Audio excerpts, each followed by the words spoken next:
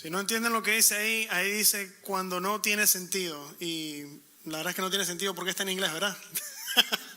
Cuando no tiene sentido. Ese es el nombre de la serie en que estamos ahora. Se llama Cuando no tiene sentido. Y bueno, la verdad es que hay muchas cosas que no tienen sentido. Entonces, ¿cuándo qué no tiene sentido? Todo, ¿no? Cuando no tiene sentido. Porque ahorita mismo estamos viviendo en unas circunstancias tan difíciles, tan frustrantes, que la verdad es que casi nada tiene sentido. Prendemos las noticias, acabamos de orar justamente por lo que está pasando. Y nos damos cuenta que no hay sentido, no tiene sentido.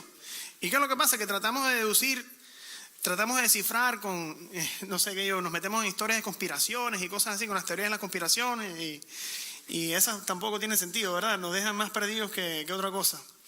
Después, ¿qué hacemos? Como las conspiraciones no tienen sentido, vamos a los políticos y los políticos tampoco tienen sentido.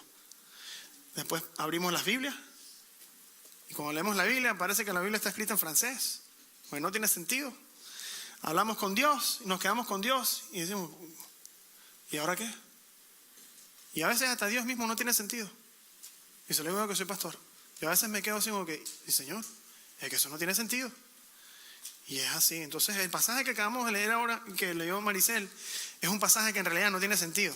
Es más, nada más leímos la primera parte. Hoy vamos a verlo todo en contexto y nos vamos a dar cuenta que tampoco en sí, cuando uno lo lee, uno se queda como que, ¿pero qué es esto? Esto no tiene sentido para nada. Entonces, lo que yo quiero que tengamos en mente antes de leer el pasaje, antes de escuchar el mensaje y todo, es que nosotros no estamos llamados a darle sentido a las cosas, sino más bien estamos llamados a obedecer a Dios.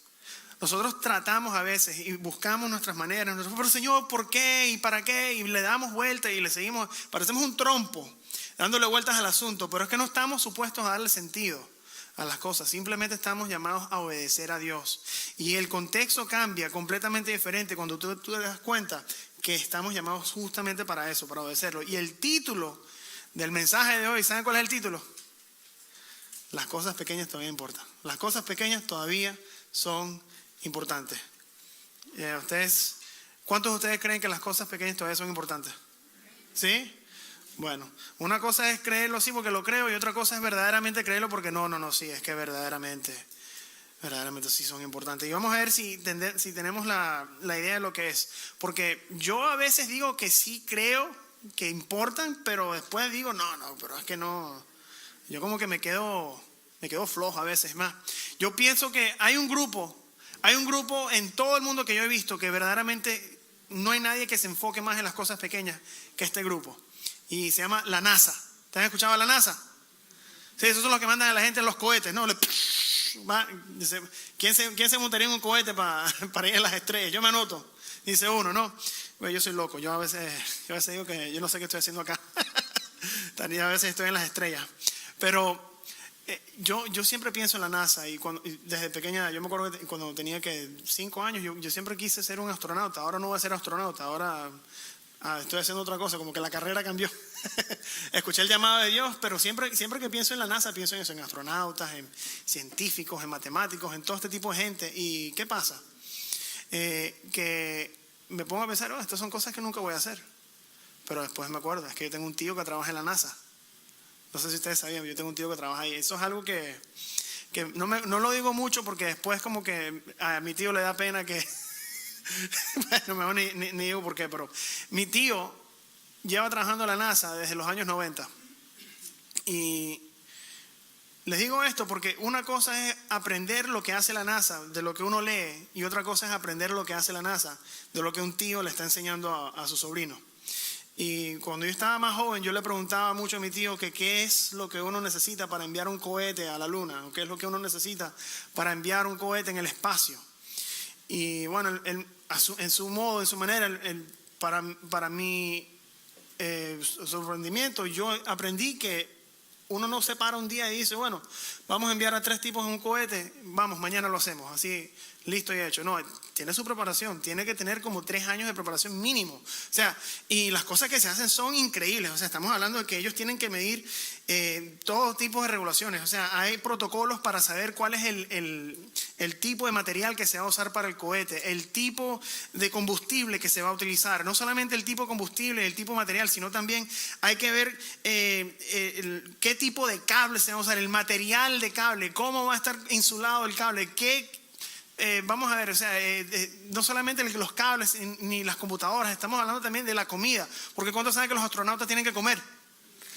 Y ahí no se puede llevar arroz con pollo, ¿ok? Entonces tiene que llevar todo tipo de comida, y cuánto lo van a racionar, y entonces de cosa en cosa van sumando, y después tienen que ponerte a pensar en los detalles más pequeños.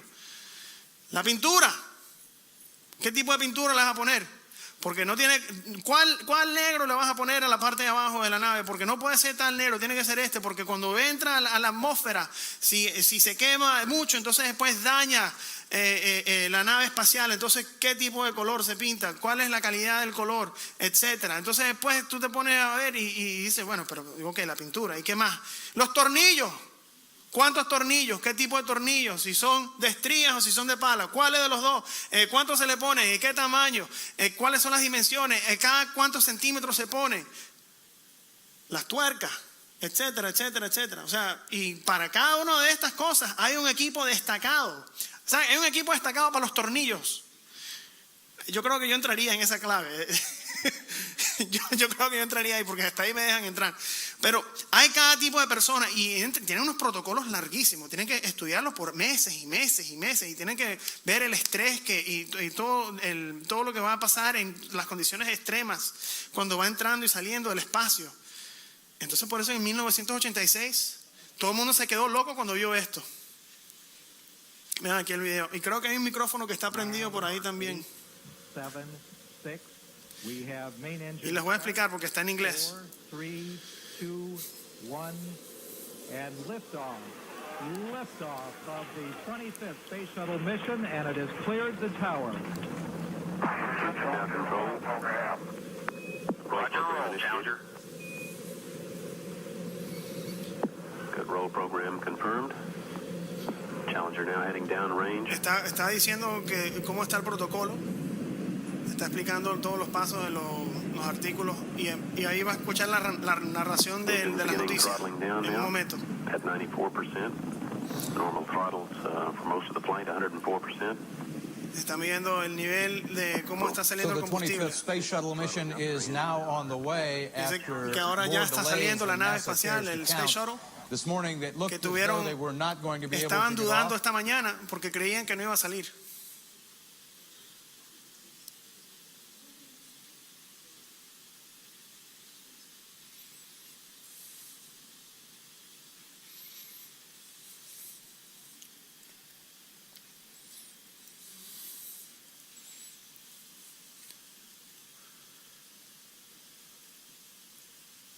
¿Cuántos se acuerdan de esto? ¿Sí? Bueno, yo no me acuerdo porque eso fue antes de mi tiempo, pero eso fue algo impactante. 7 personas murieron ese día. 7 astronautas.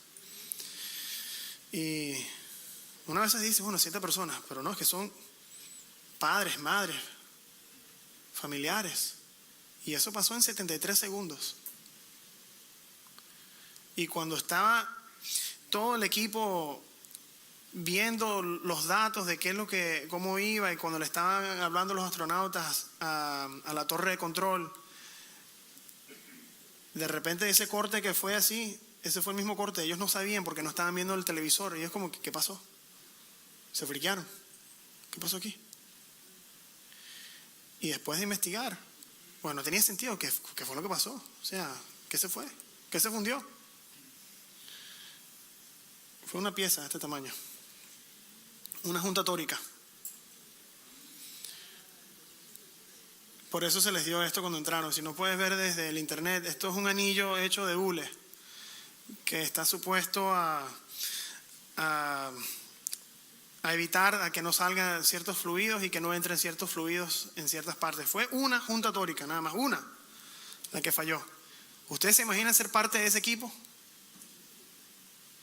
¿Y saben qué fue lo que pasó? Que la parte más triste no es que la junta tórica se dañó, o sea, la parte más triste es que había un equipo que estaba dedicado a asegurar que todas las juntas tóricas funcionaran. Y cuando estaban haciendo sus exámenes, en una de esas examinaciones, ellos reportaron que estas juntas tóricas no estaban funcionando bien. Y cuando lo reportaron, se lo reportaron a sus superiores, los superiores lo ignoraron, o sea, lo vieron y dijo, bueno, está bien, o sea, juntas tóricas. Uno dice en inglés, big deal. ¿Y qué? O sea, nunca se va a saber cuáles fueron las intenciones de verdad, porque ni tú ni yo vamos a saberlo, pero sí sabemos que las cosas pequeñas todavía son importantes. Y una cosita así pequeñita, que no tiene sentido, porque esto es algo, o sea, tú pones esto al lado de un cohete y esto ni se ve. Pero esto, si no está funcionando bien, puede ser catastrófico y puede matar personas. Y esto es pequeñísimo. Y este pasaje que estamos leyendo también nos trae la misma realidad. Es la misma cosa. Y fíjense, nosotros tenemos que entender, y quiero recordarles porque el pasaje es un poquito confuso. No estamos llamados a darle sentido a las cosas. ¿Estamos llamados a qué? A obedecer a Dios. Ok, bien. Entonces, como yo sé que ninguno de aquí se ha memorizado Primera de Reyes 13, ni es su versículo que se ha memorizado por el resto de su vida, ¿verdad? Vamos a ver de qué se trata esto, qué está pasando aquí, quién es quién es cuál, quién es Jeroboam, qué pasó. En estos tiempos, en Primera de Reyes 13, estaba pasando algo en el reino de Israel que no había pasado nunca. Que el reino de Israel se había dividido en dos, entre el norte y el sur. ¿Ok? Y se había dividido porque, bueno, primero, Salomón, no sé si ustedes saben, pero Salomón fue a perseguir otros dioses y Dios no estuvo muy bien con él, no estuvo contento con él y le dijo, bueno, ¿sabes qué? Voy a hacerte sufrir prácticamente, voy a hacer lo que empecé y tú vas a ver que no te va a gustar, pero lo voy a hacer de una manera que no te va, o sea, cuando uno lo lee uno se queda africano, no se queda así, ¿qué está pasando? Entonces resulta, esto es lo que quiero que vean, resulta que el hijo de Salomón, Rehoboam, toma el comando. Cuando él toma el comando, el reino le hace una pregunta, él no les responde de la manera como ellos querían escuchar y el reino se divide en dos. Ellos entran en una disensión. Entonces, a la misma vez que eso está pasando, justo antes de esto, ya Dios había hablado con Jeroboam. Y Jeroboam, que era uno de los asistentes del rey, Dios le había hablado a él y le había dicho que él lo iba a hacer rey. Pero le había pedido a Jeroboam que si iba a ser rey, que se mantuviera en los pasos del Señor y que siguiera instruyendo al reino de Israel en los pasos del Señor. Pero si ustedes leyeron el pasaje que acabamos de leer, obviamente eso no fue lo que pasó, ¿verdad? Obviamente el reino no le gustó a Rehoboam, o sea, más de la mitad. Estamos hablando de que Rehoboam, que es el del sur, se quedó con Judá, y Judá, ahí también se quedó Benjamín y se quedó los levitas, pero el resto se fue para el norte. Estamos hablando de una gran multitud, millones y millones y millones de gente.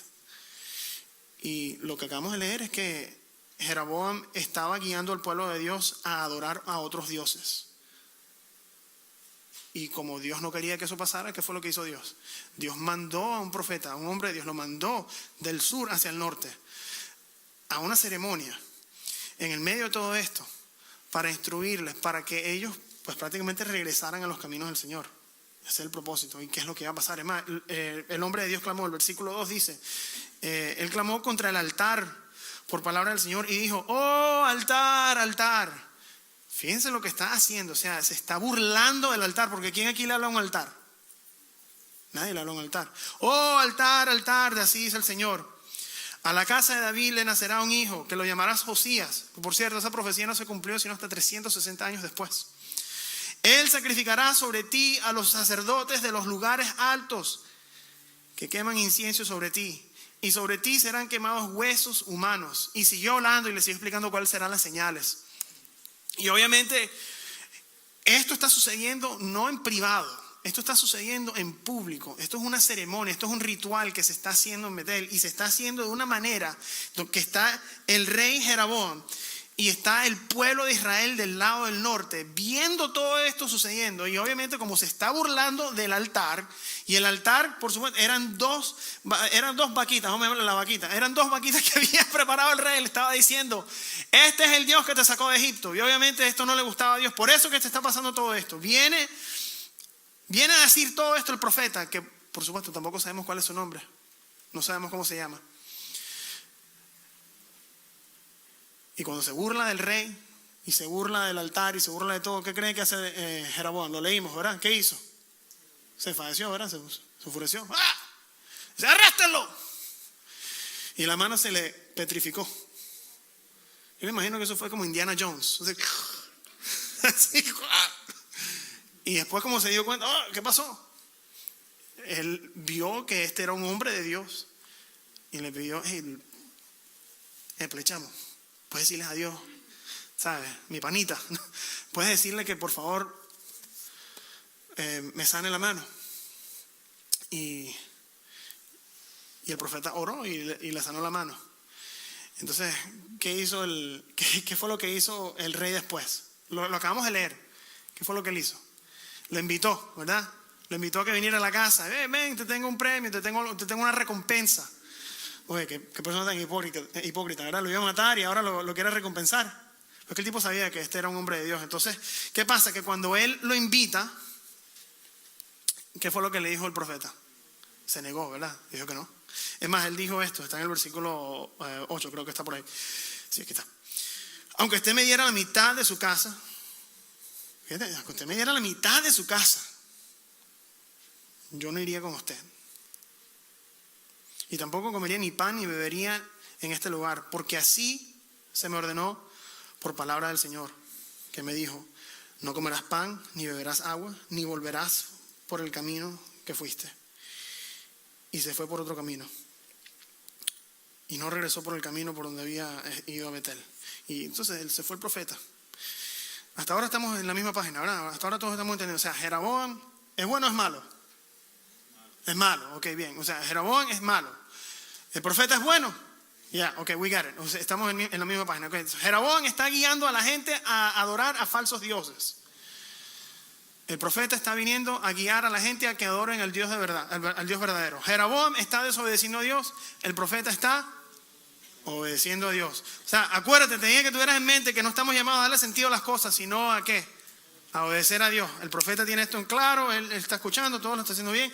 Y fíjate que si aquí terminara la historia, yo diría, bueno, ya está el pasaje, bendiciones, nos vemos el fin de semana que viene, y ya, y ahí se acabó, pero no es ahí. Entonces, si seguimos leyendo, la siguiente sección, que te invito a que lo leas en tu casa, se aparece un profeta de los tiempos antiguos, de los tiempos de cuando antes el reino estaba unido. Y este era un profeta que se fue en rebelión contra Judá y se fue para el norte con Jeroboam.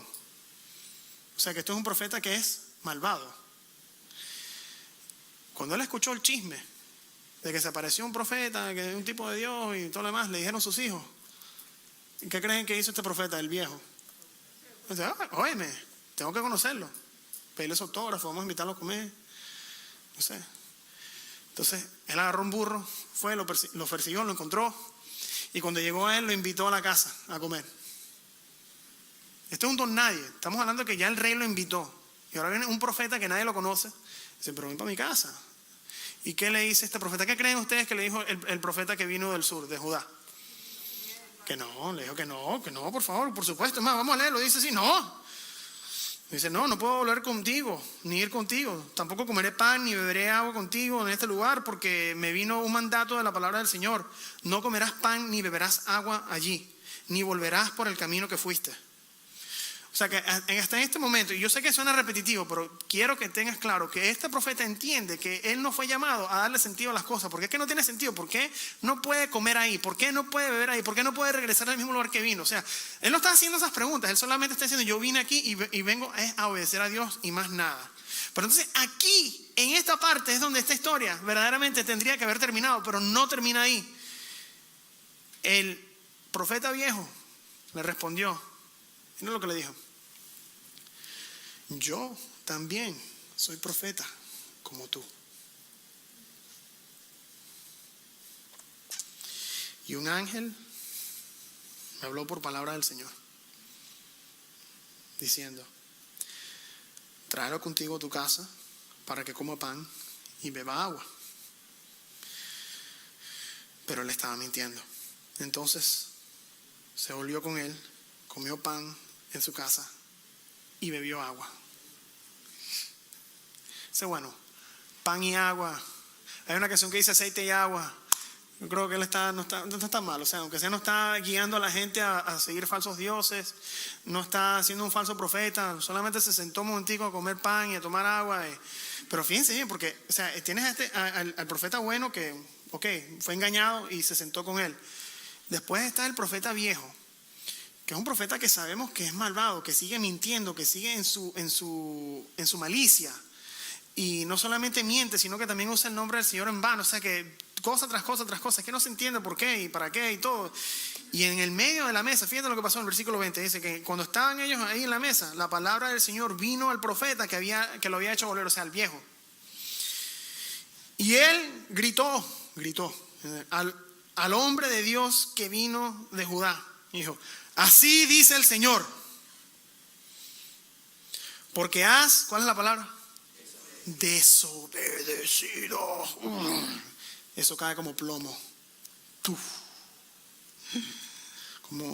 Porque has desobedecido el mandato del Señor y no has guardado el mandamiento que el Señor tu Dios te ha ordenado, sino que has vuelto y has comido pan y bebido agua en el lugar en el que Él te dijo: no comerás pan ni beberás agua. Tu cadáver no entrará en el sepulcro de tus padres.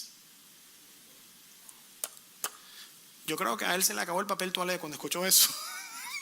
Porque eso está brutal. Brutal. ¿Tú te imaginas que un profeta que es falso te diga todo eso? No sé. ¿Tú te imaginas? Si ponte a pensarlo. Tú estás ahí con él, estás escuchando, el tipo ya te mintió. Entonces de repente el mismo que te mintió te dijo: ¡ja, ja! Tú te rebelaste, dice el Señor.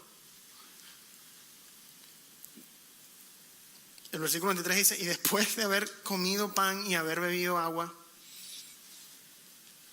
aparejó el asno para él, para el profeta que había hecho volver.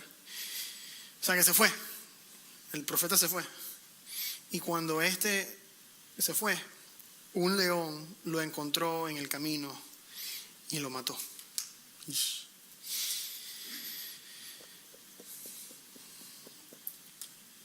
Y su cadáver quedó tirado en el camino del asno, en el camino, y el asno estaba junto a él.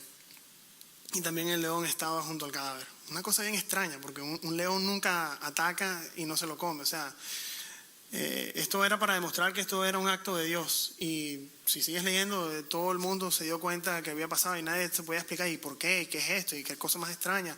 Hasta Jeroboam se dio cuenta, todos escucharon, el profeta, todo, el viejo, todos supieron lo que pasó. O sea, casi que sale en primer impacto, o sea, una de esas cosas. O sea, brutal. Pero lo extraño de todo esto, porque si yo paro aquí, ustedes dicen: bueno, ¿y qué pasó? Mira, qué raro, ¿no? Este pasaje está raro, ¿no? Qué raro. No tiene sentido. Fíjense, esto es lo que pasa. Jeroboam, malvado, sigue en sus pasos. Él escucha lo que pasó y sigue en lo mismo. Dios no lo mata. Jeroboam sigue. El profeta, el viejo, todavía sigue. O sea, que estos dos mentirosos, estos dos buenos para nada, que siguen saliéndose con la suya.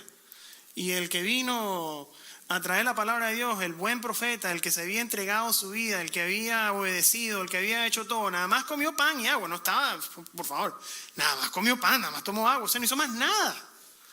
A ese es al que Dios mata. Un poco extraño. No tiene sentido. Pero ¿cuál es lo que quiero que se recuerden? Que no estamos llamados a buscarle sentido a las cosas, sino más bien a ¿qué?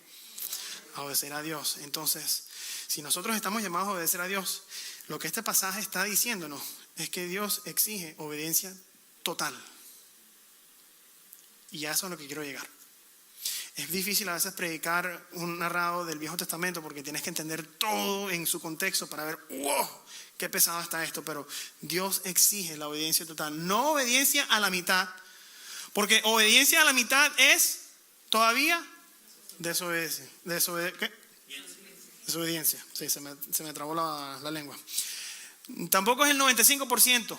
No nos llama a obedecer al 95% porque si no obedecemos al 100% estamos desobedeciendo todavía. O sea, no es al 99.9%, es total. Dios exige obediencia total. Es más, ¿saben cuál es el costo de desobedecerle a Dios?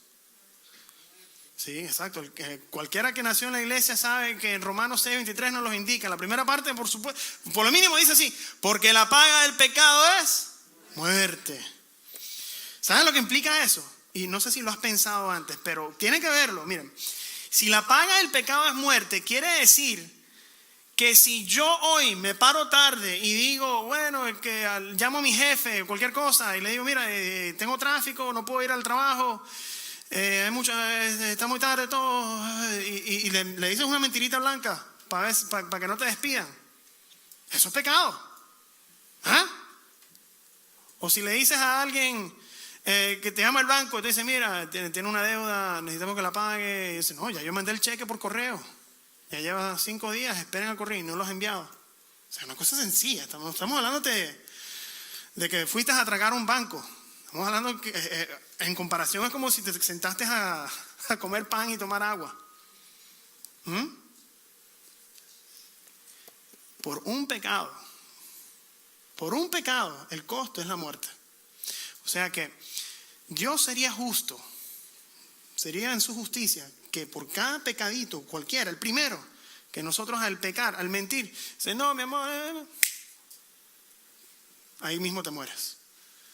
Eso sería justo. Eso sería justo. Pero también lo que este versículo implica es que si, esto es lo que this is why I love God. Yo amo a Dios por esto mismo, porque cada vez que nosotros pecamos y no morimos, Dios muestra su misericordia y su gracia. ¿Te has dado cuenta? O sea que la próxima vez que peques y no te mueras, Señor, ¿qué he hecho? Gracias, perdón. ¿Cómo cambiaría tu perspectiva si pensaras así? ¿Verdad? Pero yo de todas maneras, a veces cuando pienso en esto, digo, pero esto todavía me parece muy raro, me parece muy duro, me parece muy difícil, yo no entiendo, pero ¿por qué sería de esta manera? Es que no tiene sentido, pero no estamos llamados a darle sentido a las cosas. Estamos llamados a obedecer a Dios. Y cuando se trata de obedecer a Dios, ¿qué sucede? Que las cosas pequeñas todavía importan. Son importantes. Estas cositas pequeñas son importantes. Porque esto no es tan pequeño. Y no es tanto el tamaño, sino el daño que puede tener. El daño que esto implica es mucho más grande que el tamaño de esta cosita.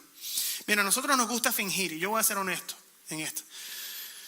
Nosotros venimos a la iglesia, leemos la palabra, nos aprendemos los versículos, nos memorizamos la palabra, estamos en el estudio bíblico, diezmamos, hacemos todo lo que sea. O sea, somos artistas. Pero cuando se trata de las cosas que seguimos haciendo que nadie sabe o que hacemos, pero bueno, que sigue, ¿no? Como que no les damos tanta importancia, como que bueno, está bien, whatever. ¿Para qué me tengo que enfocar en esas cosas? Si tampoco es que estoy matando a nadie. Mira, por ejemplo, déjame que le hablo a los jóvenes, aunque yo sé que ningún adulto en su vida ha sufrido por esto. Ningún adulto ha pasado por esto, pero lo voy a hablar a los jóvenes. Jóvenes, estamos llamados a obedecer a nuestros padres, incluso cuando ellos no tienen sentido. ¿Estás escuchando, joven? Pues los padres, yo sé que los padres, yo soy padre ahora y ahora me doy cuenta más que antes, pero los padres no siempre son racionales. Es que a veces como que uno dice, ¿qué?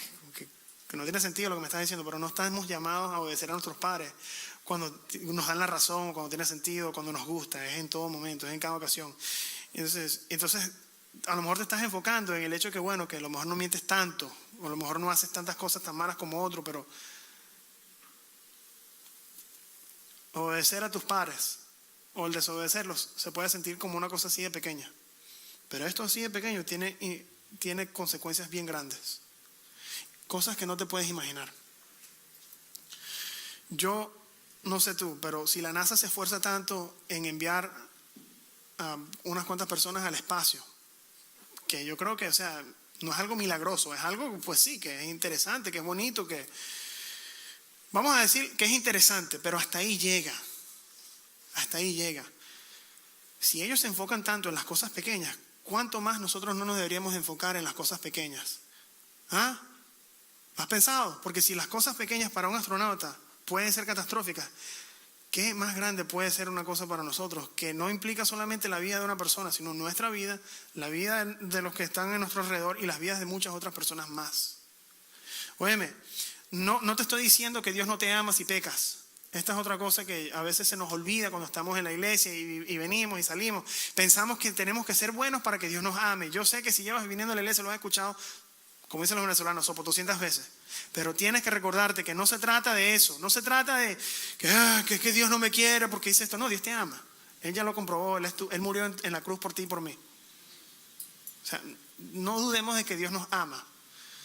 De eso no se trata. Lo que estoy diciendo es que hay consecuencias catastróficas cuando no prestamos atención a las cosas pequeñas de nuestra vida.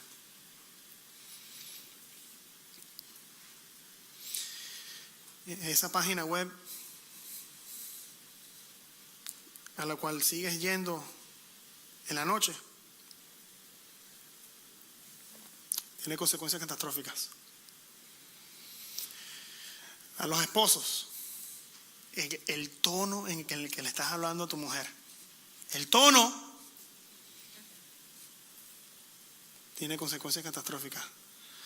A las esposas, el tono. Oye, esa cantaleta, el tono tiene consecuencias catastróficas.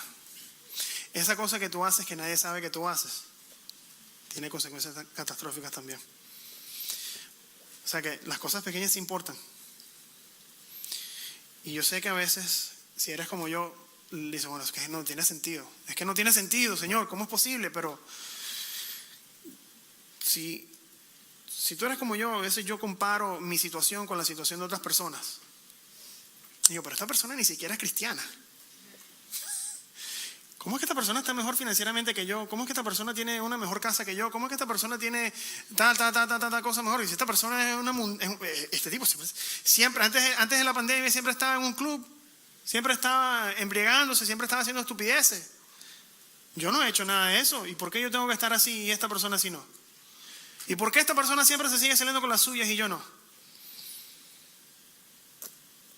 ¿Quién cree que ellos se van a salir con las suyas? Y Romanos 2 nos recuerda que cada uno de nosotros vamos a hacer, todos nuestros trabajos van a ser rendidos a través de Dios. O sea, que Él se va a parar enfrente de nosotros y va a decir, ok, ¿qué hiciste? ¿Qué hiciste? Nosotros no estamos llamados a buscarle sentido a las cosas, no estamos llamados ni a compararnos. No estamos llamados a hacer nada de eso, porque cuando empezamos a comparar, ¿qué empezamos a hacer con el pecado? En vez de justificar a la persona, justificamos el pecado. ¿Ves? Hay una gran diferencia entre una persona estar justificada por Dios y un pecado estar justificado por nuestra comparación. No hay problema, yo lo puedo seguir haciendo. Y lo rompe. Eso es lo que pasa. Entonces tenemos que obedecer a Dios. ¿A cuánto por ciento? Al 100%.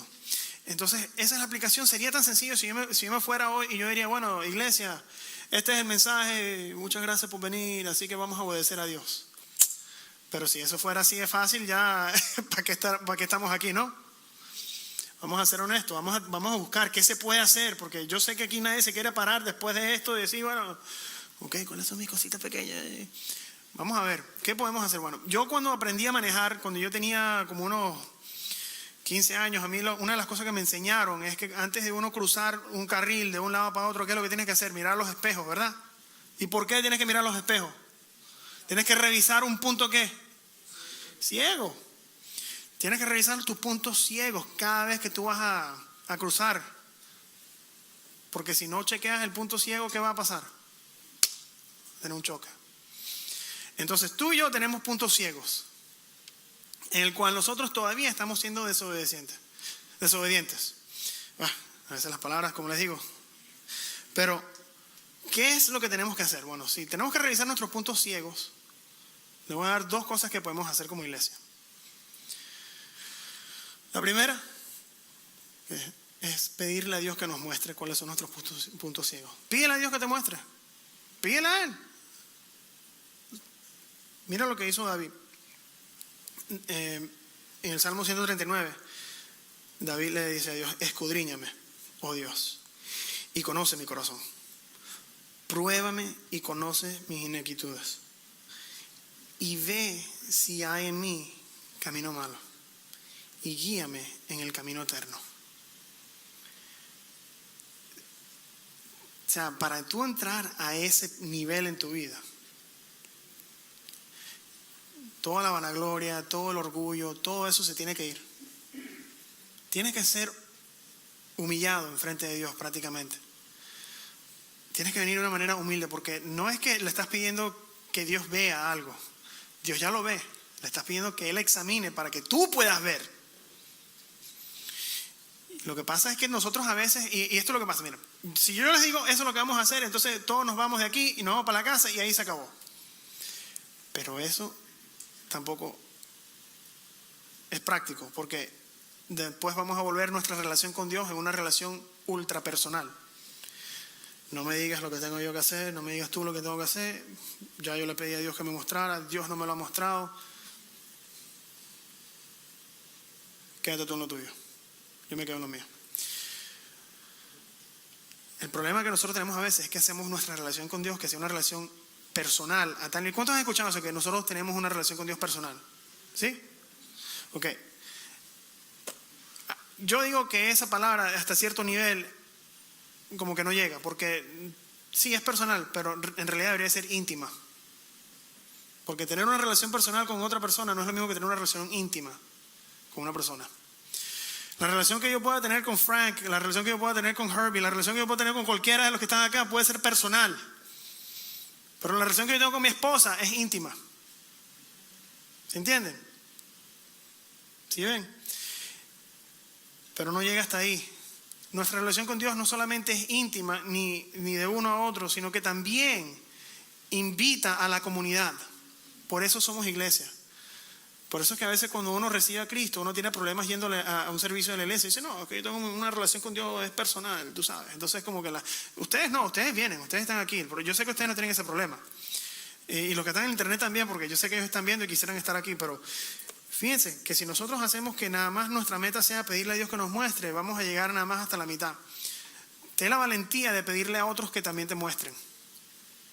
Invita a otros a que sean parte de tu vida hasta cierto nivel, que ellos te puedan demostrar a ti. O sea, imagínate cómo seríamos como iglesia si nosotros fuéramos lo suficientemente honestos como para decirle, qué sé yo, Mabel, mira, ya nos llevamos conociendo por un tiempo.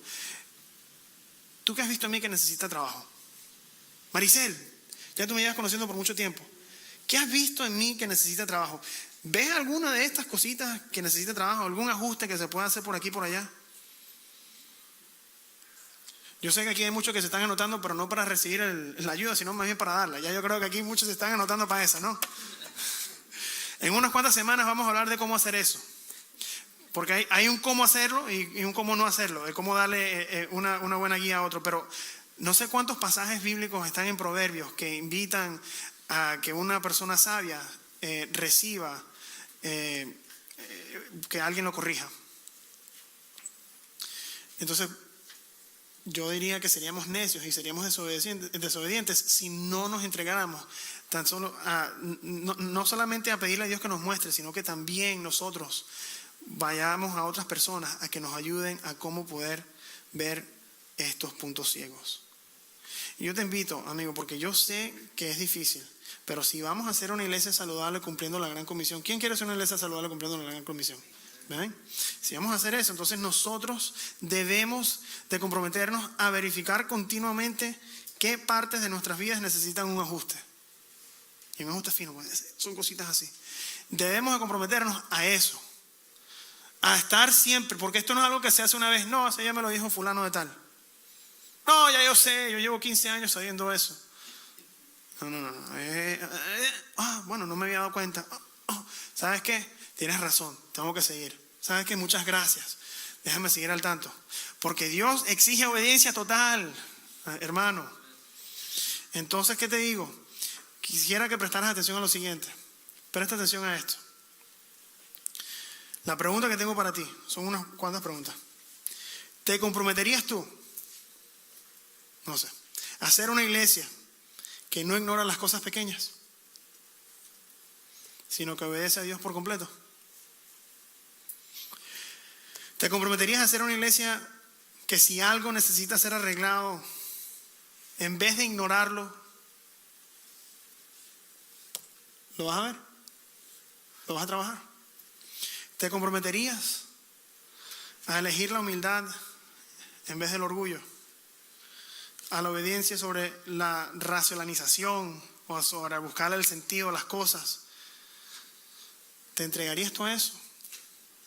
¿Te entregarías a en vez de tratar de buscarle razón a las cosas por teorías de conspiración, por las noticias, por los políticos, por sea lo que sea? Así, ¿sabes qué, Dios? Yo no sé por qué y yo quiero irme de aquí y esto está pasando y no sé por qué, pero yo quiero obedecerte a ti.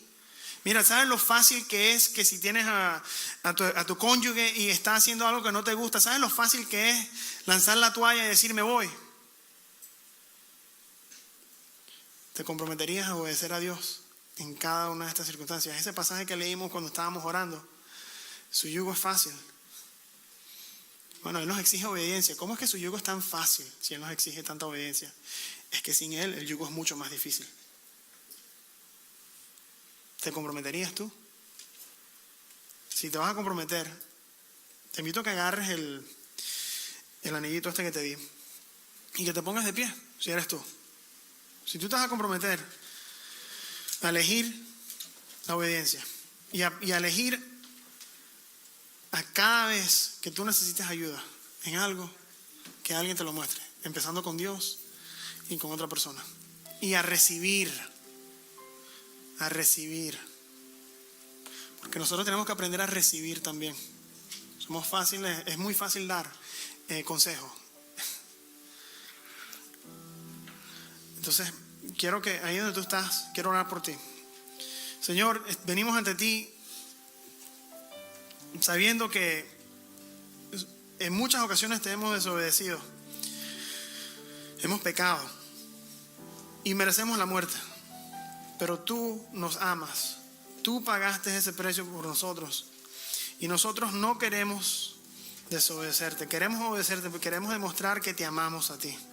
Ayúdanos, Señor, no solamente en las partes grandes, sino también en las partes pequeñas de nuestras vidas, a cómo seguirte a ti. No importa la edad que tengamos, nosotros sabemos, Señor, que esto no para hasta que tú no vengas.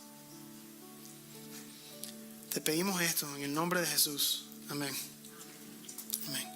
Y ahí donde tú estás, ya sea por el internet o aquí mismo, el pasaje que leímos de Romanos, que dice que la paga del pecado es muerte, es un pago verdadero. Una taza de café en Starbucks te cuesta $5. Un pecado cuesta toda tu vida. Pero ese mismo pasaje tiene una coma y dice, pero el regalo de Dios, la dávida de Dios es la vida eterna en Dios a través de Cristo Jesús, nuestro Señor. El regalo que Dios nos ofrece es la vida eterna a través de su Hijo Jesús. A lo mejor tú has estado tratando de obedecer a Dios para que Él te ame. Él ya te ama. Si no has entregado tu vida a Jesús, entrégala. Ríndete. Él ganó. Ya te puedes rendir. Si nunca te has entregado a Él, te invito a que lo hagas hoy. Y te invito a que ores esto conmigo. Háblale a Dios. Dile, Señor, hoy me arrepiento. Quiero seguirte a ti, quiero seguir tus pasos. Hoy acepto a tu Hijo Jesús como Señor, como Salvador, como Rey.